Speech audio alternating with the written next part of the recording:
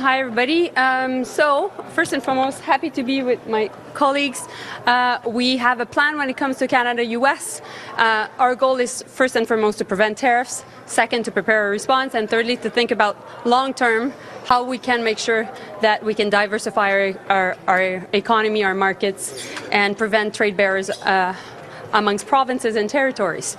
We've been engaged, the three of us, on making sure we have a strong relationship with our new American counterparts, and we'll continue to do so. So we'll take your questions. Melanie just repeated what I think is well known. Our government has been preparing with the incoming administration a conversation around how the economy of Canada and the economy of the United States and the cost of living in both countries and secure access to energy supplies, to critical minerals, is best when we work together. And applying tariffs to imports from Canada wouldn't benefit the economy of the United States. It clearly would have been negative for the Canadian economy.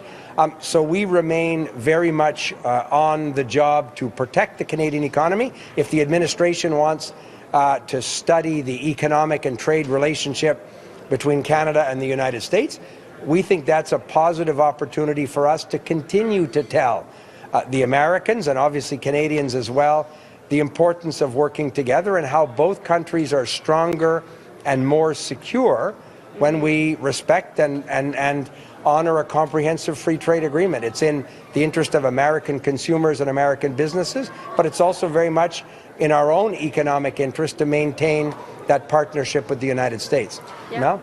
Yeah, and I think what is important to remind ourselves is when President Trump tweeted back in December that he had concerns with the border and fentanyl, we acted, and we acted swiftly. And we presented a very strong border plan, which was presented by Dominic and also is being implemented by David right now. And we got some very positive feedback from the administration. And of course, meanwhile, we made sure to push for our interests and to convince a lot of Republican senators and key Republican decision makers about the value of a win-win relationship. So we'll continue to roll up our sleeves, and for all those watching us right now, what is really, really important is we need to continue to be Team Canada, and we need to be united. So we are prepared to deal with any potential surge. I've met with the officials at the RCMP, the CBSA. There is domestic cooperation between our agencies, between the federal and provincial governments. We're working with our American counterparts, and we're watching very carefully. And we have just-in-time numbers coming to us at the border crossings. It's important for folks to understand if they're planning on trying to cross the border in between our ports of entry, it is illegal to do so, and it's dangerous to do so. So it's very important for folks to understand that we have a very, very tight cooperation, integration between the RCMP, the CBSA, our provincial counterparts, and our American partners, and we're working hand in glove on this. If I may, let's keep it one question per journalist, please. Une question par journaliste. Merci. Nikki here with Canadian Press. I'm going to immediately break that rule. How did you guys find out? Two questions of the same one. Yeah, well, exactly. Yeah, part A, part B. And we'll pick and choose. I hope not. How did the Canadian government find out about this study, and will you guys try to mirror the American study to prepare for its outcome? So this is news today, and I think the world got to know this information through the Wall Street Journal this morning. And so, of course, right now, the new incoming administration is still finalizing its transition. It is important for people to understand that a lot of the key secretaries of the Trump administration have not been confirmed yet. The counterpart of Dominic and myself and David have not been confirmed yet. So we're still talking to them and engaging with them, but also all their offices and everything that is linked to being able to do the job back in Washington is not finalized. So that's why we need to engage, we need to do the work, and meanwhile, we'll continue to make sure that we adapt. This was news today. It is important news, and at the same time, we'll be working on preventing tariffs, like I said, and preparing a response. You didn't get a heads up? Pardon? You didn't get a heads up? there was no conversation today, but because everybody was at the swearing in. But definitely I'm speaking this week to Marco Rubio. I'm heading to Washington in the coming days, and we'll continue to engage. I've been, and I know Dom has been in contact with Howard Lutnick as well. Tom Homan, the borders are also over the weekend. So there is a level of disorganization that is linked to any transition. It is normal. We're adapting. Ashley Burke, CBC News. So you're sending messages to them, but are they sending anything back that gives you any information about when tariffs could come? And as well, how are you all feeling today that on day one, it appears so far that there's not going to be these tariffs announced today? Well, first, it was all about the border. And we did the job on the border. And I'm convinced Dominic and David will want to comment on that. And we got some good feedback. And even over the weekend, when we were engaging with the border czar, Tom Homan, he was giving us good feedback because the first Black Hawk helicopters were at the border. And I'm convinced David will be able to give more comments on that. And at the same time, we're very cautious. We know we can make sure that this is a win-win relationship. We'll continue to work in the entire Hill in Washington and across the country. And, we think that there's a good story to tell, but we have to be cautious. You want to add anything? I'd simply say I think the level of cooperation between Canadian and American border officials is very, very close. We continue to make progress. In Canada, we've we've obtained a number of Black Hawk helicopters, which will make a big difference. We have mobile radar systems coming in that we're using in conjunction with our American colleagues. We've procured 60 new drones, which are actually made in the United States, from the United States, which are in keeping with their national security and our national security concerns. We've aligned our opening hours in terms of our border crossings. It's a very important issue. We've gotten rid of the notion of flagpoling, where people could go down around the border and come right back into our Canadian ports of entry. That saved 8,000 days of work for our border officers here in the United States. I think it's important for Canadians and Americans both to remember this. We have a very strong border, and what we're doing is making it stronger. Stronger for Canada and stronger for the United States. Because frankly, the antidote to lose-lose is win-win. And this is very much about winning. And I think our American counterparts now have understood, on the border at least, there's very little daylight between us domestically and very little daylight between us and the United States. Yep. Feeling very good. I think we're working hard, anticipating more work. Managing this relationship is going to be important. This is President Trump's first day in office. It's an important day for him and his administration, and we will govern ourselves accordingly. I feel motivated because I think it's really, really important that we continue to roll up our sleeves and make sure that we defend Canadians' interests. You want to say? How do you feel, Dominic? I feel great. I'm looking forward to the next question.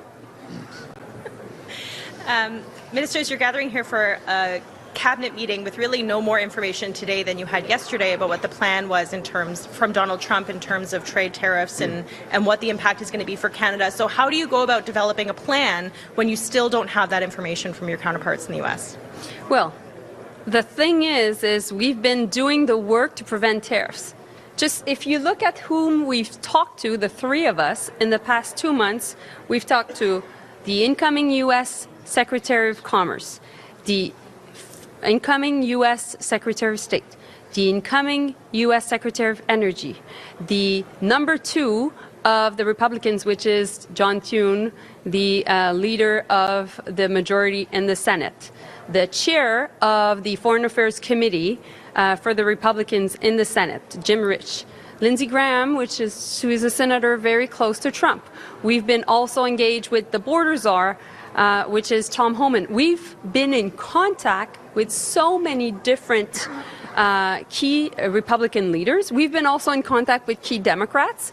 Jonathan Wilkinson, the Minister also of Energy, has been working the Hill last week as well. So we're acting as Team Canada, and we'll continue to advocate for a win-win relationship and meanwhile defend Canada's interests.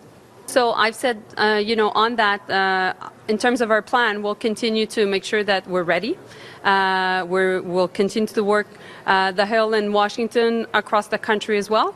And finally, as for the leadership rate, I've made my views clear, and at the same time, we're here to talk about the very real threat of tariffs from Donald Trump against Canadians and Canada. And in that sense, we're united as Team Canada, and we'll be working with the Prime Minister a bit later this afternoon to make sure that we have a strong response. Belief what we're hearing from Donald Trump on his first day. Well, look, I mean, I think everybody was concerned about the idea of tariffs. I think we have spent a lot of time working to try to ensure that that those in the administration and elsewhere in Washington, I met with many senators and congresspeople last week, as well as American business, understand that tariffs would actually hurt both countries and that there's a lot more that we can do. So I think today was actually a step forward, and now we need to go back and continue to have conversations about how we work together more effectively going forward. So, How unpredictable? Just your last answer. We need to see what he is actually going to do with respect to the Inflation Reduction Act and some of the key elements of it. But I would say that we have spent a lot of time thinking about the issue of climate change and how do you build an economy that in the world as a whole is going to be competitive. We will continue to do that, but we have to be thoughtful about ensuring that we are taking into account what's happening in the United States. I would also say that the federal government in the United States is not the only actor. We've done an enormous amount of work with states like California, even during the first Trump administration, and we expect we will continue to do that. So, thank you. I actually have to go and do as it happens now, so I got to go. But how unpredictable is Donald Trump? How unpredictable is he? Well, I mean, we have experience with the president from the first 4 years. He certainly has some very strongly held views. At times, it's difficult to know exactly what he's going to do. But that's something that we as a government have had significant experience with, and I think we will just continue to work in the same way that we did for the first period. The executive order on EVs. Yep. What could that mean for Canada's plan and its industry when it comes to electric vehicles if they drop that?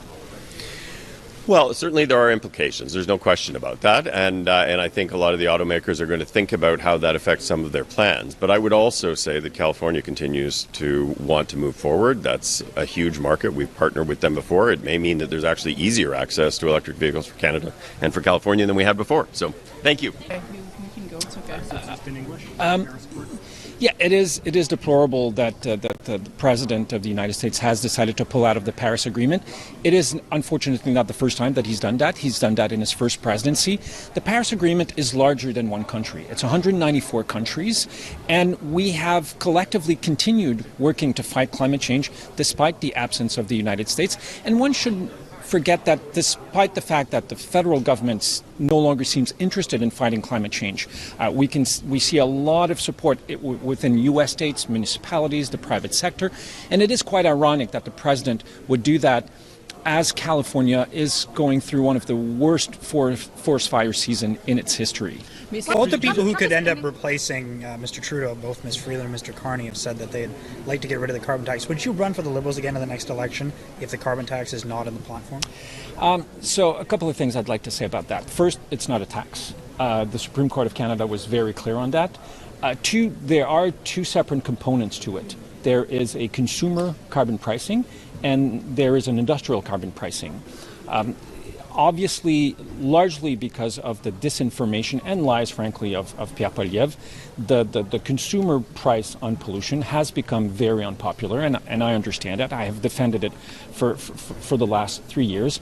It is a very effective tool to fight climate change. It's not the only one. We have more than 100 measures in our climate action plan that is helping Canada, for the first time in its history, reduce greenhouse gas emissions as our economy is growing.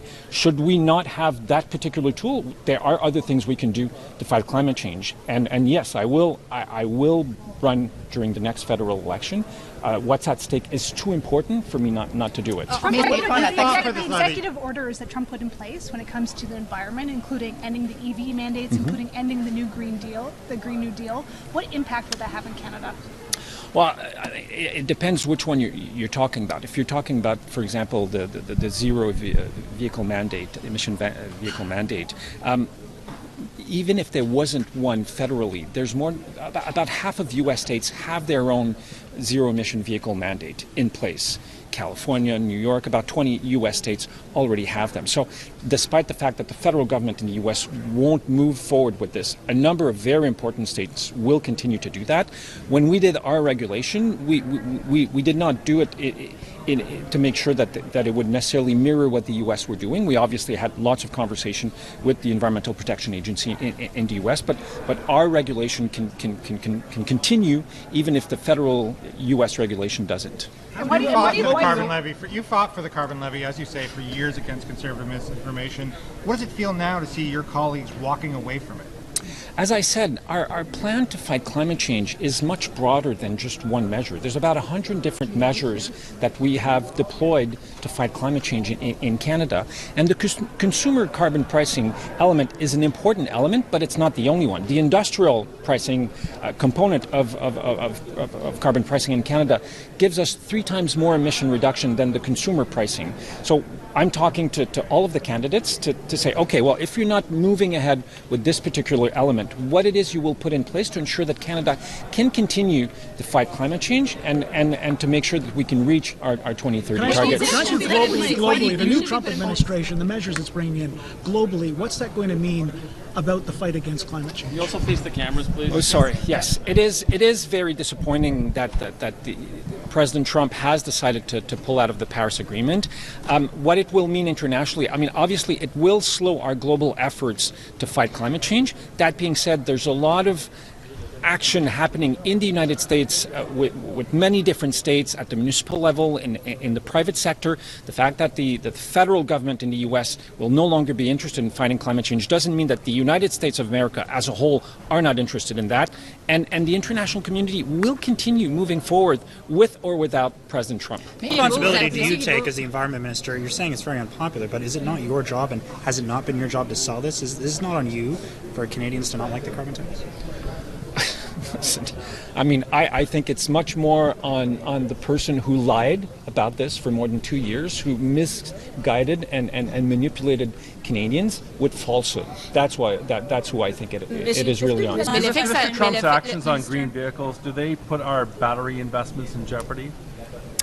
No, I don't think so, because what we're seeing, not just in Canada, but in Canada, for example, the sales of electric vehicles have quadrupled in the last few years. In Quebec, where we are now, the last quarter, I believe that sales were above 35%. So more than one in 3 vehicles sold in this province now are electric vehicles. Look at what's happening in Europe. Look at what's happening in Asia. And even in the U.S., and even without a federal vehicle mandate, you still have about half of U.S. states that have their own target in terms of EV sales. So, I mean, is it deplorable? Absolutely. Does it mean that it's the end of the drive towards electric vehicle? Absolutely not. How do you feel today that Trump? Yeah. How do you feel today that Trump said that it's not that there's going to be tariffs in the act? I think, certainly a good thing that no tariffs were announced today. It doesn't mean that they won't be tariffs. So we have to be ready. We have to be prepared, and that's exactly what our government is doing. Merci beaucoup. Thank you very much. Thank you. Today's meeting.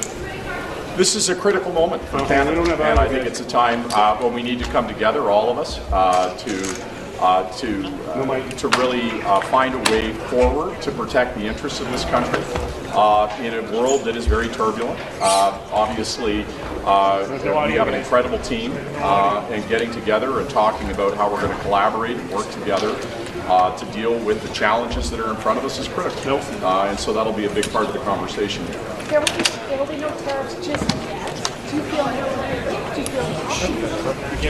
Well, I think that there's an ongoing conversation. I think Americans know that Canada is a critical trading partner, that our two countries have a long tradition of working together and finding solutions, that there is no need for conflict between our two nations, that the flow of both goods and trades is essential to be maintained. This is a time, I think, when people feel they've been through a lot and they don't need more, either in the United States or Canada. We need to continue prosperity and really find a way to work collaboratively. So I'm encouraged that those conversations are continuing. I think that this is day one of the Trump administration. So the conversations now are real. This is an administration that is coming into power. And so those conversations have been exploratory and hypothetical. Now we're having conversations government to government. I'm waiting for my counterpart to be sworn in so we can have serious conversations around health. I would point out to the very serious threat of antimicrobial resistance, the need for us to continue to work on the pandemic instrument. There are very pressing global issues, including H5N1, that demand our immediate attention. But how do you feel right now? No tariffs yet. What's your I have a great sense of optimism. I think there's every reason to believe our countries can work together for our mutual prosperity. Thanks.